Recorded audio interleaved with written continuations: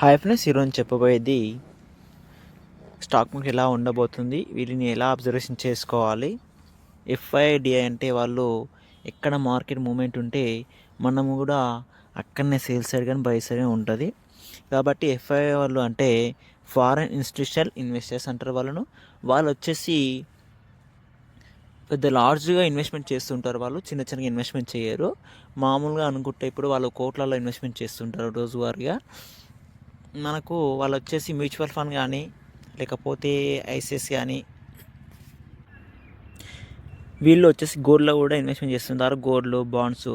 వీళ్ళు వచ్చేసి మన వాళ్ళు కాకుండా మన వాళ్ళు ఇండియా వాళ్ళు చేయరు. ఇందులో ఎక్కువగా చాలామంది ఫారిన్ కంట్రీ వాళ్ళు చేస్తారు. కంట్రీ వాళ్ళు అంటే మన ఇండియాలో ఇన్వెస్ట్మెంట్ చేస్తుంటారు. వాళ్ళకి మాత్రం ఛాన్స్ ఉంటుంది.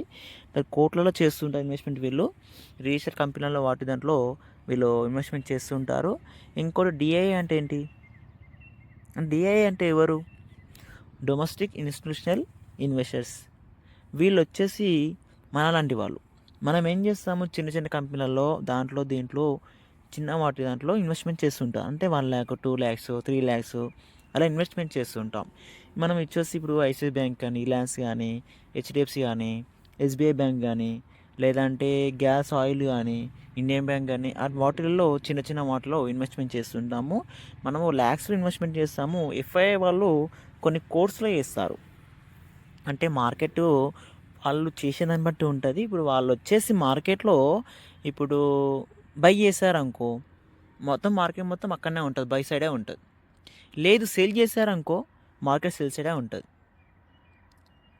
అది ఎలా అబ్జర్వేషన్ చేసుకోవాలి, ఎలా చూడాలి, ఎక్కడ చూడాలనేది చెప్తాను. ముందుగా గూగుల్ ఓపెన్ చేయండి. చేసిన తర్వాత అక్కడ ఎఫ్ఐడిఐ అని టైప్ చేయండి. అక్కడ చేసిన తర్వాత ఇలా ఆప్షన్ వస్తుంది, ఎన్ఎస్సి బిఎస్సి అని వస్తుంది. అది క్లిక్ చేసుకున్న తర్వాత ఇక రిపోర్ట్ వచ్చిందని చూడండి. 11th February ఇక్కడ బై సైడ్ వచ్చేసి 13,787.92 కోట్లు బై సైడ్ ఉన్నారు. సేల్ సైడ్ వచ్చేసి 9,785 సేల్ సైడ్ ఉన్నారు. కనిపిస్తుంది కానీ అబ్జర్వేషన్ చేసుకోండి ఒకసారి. తర్వాత ఎఫ్ఐఐ వాళ్ళు వచ్చేసి 11th February బై సైడ్ వచ్చేసి 11,495.99 ఉంది. ఇక్కడ కొన్ని కోర్స్ అది.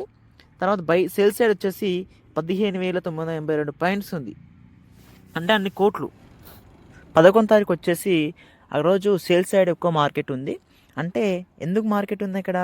15,982 కోర్సు అంటే అక్కడ బై చేస్తారు. సేల్ సైడ్ ఎక్కువగా బై చేశారు మార్కెట్.